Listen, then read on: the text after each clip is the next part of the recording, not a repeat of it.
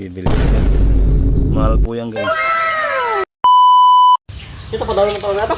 So magandang umaga po. So may tatlong huli ni Sir yung pagay.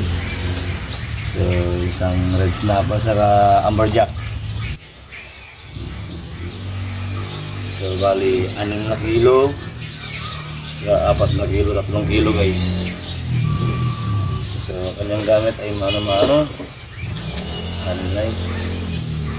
So nylon lang po, tsaka sa kumain niya sariwang isda guys. Ang laki yun.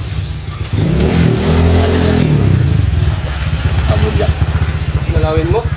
Malawin ako? Oo, nakauli. Congrats. Nakagaling. Number natin si Mayor J. So yan, bibilin niya. Sus. Mahal po yan guys. Manong kilo ate? So, red snapper, saka amberjack. Press ko ni.